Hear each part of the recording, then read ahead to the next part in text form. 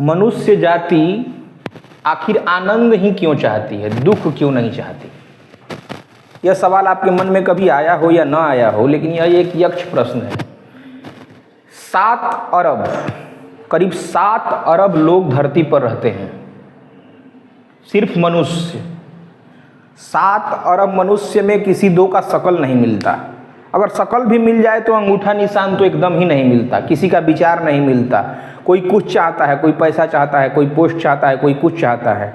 लेकिन मनुष्य तो छोड़ो, कीट पतंग पशु पक्षी से पूछा जाए कि आप आनंद चाहते हैं कि दुख चाहते हैं, तो वो बोलेगा कि हम आनंद चाहते हैं, दुख नहीं चाहते हैं। ऐसा क्यों? आनंद ही क्यों चाहते हैं? कोई ये क्यों नहीं कहता है कि नहीं हमको दुख चाहिए, हम आनंद नहीं चाहते हैं, हमको दुख चाहिए? ऐसा क्यों नहीं होता है? इसका उत्तर है किसी के पास? इसका उत्तर वेदों ने दिया। कहा कि ईश्वर अंश जीव अविनाशी, चेतन अमल सहज सुख राशि। ईश्वर अंश जीव अविनाशी, चेतन अमल सहज सुख राशि। जो मनुष्य है वो ईश्वर, जो मतलब मनुष्य का मतलब हमारी आत्मा है, वो ईश्वर का अंश है। वो चेतन है, अमल है, सहज है, और सहज में ही सुख की राशि है। और जैसे हर अंश अपने अंशी को चाहता है, जैसे कि एक ढेला है तो वो पृथ्वी पर गिरेगा, ढेला पृथ्वी की तरफ खींचा चला जाता है क्योंकि वो पृथ्वी का अंश है। आग सूरज की तरफ भागती है ऊपर की तरफ क्योंकि वो सूरज का अंश है।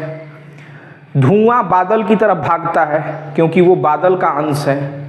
वैसे ही हम नेचुरली आनंद के अंश हैं, यानी ब्रह्म भगवान है क्या? आनंद है। हम आनंद के ही अंश हैं। सो आनंद को ही चाहते हैं, आनंद को ही चाहते हैं, और वही हमारा परम चरम लक्ष्य है। इसलिए हम विभिन्न क्रियाएं करते हुए भी, विभिन्न सोच रखते हुए भी कभी दुख नहीं चाहते। लेकिन है क्या कि हमारे लाख चाहने के बावजूद, हमारे लाख चाहने के बावजूद कि हमको आनंद दो, हम तो पैदा होते ही नारा लगाते हैं कि हमको आनंद दो। कोई बच्चा पैदा होता है तो सबसे पहले रोता है। क्यों रोता है? क्योंकि वो नारा लगाता है कि नहीं, हमको दुख नहीं चाहिए, जो पैदा होने में हमको दुख हुआ वो दुख नहीं चाहिए, हमको आनंद दो, आनंद चाहिए। हम आनंद के अंश हैं, हमको आनंद चाहिए। लेकिन लाख चाहने के बाद भी हमको आनंद का एक लवलेश मात्र भी नहीं मिलता। आनंद का लवलेश भी नहीं मिलता। ऐसा क्यों? ऐसा इसलिए कि हम माया में आनंद ढूंढ रहे हैं, भगवान को माइनस कर दिए।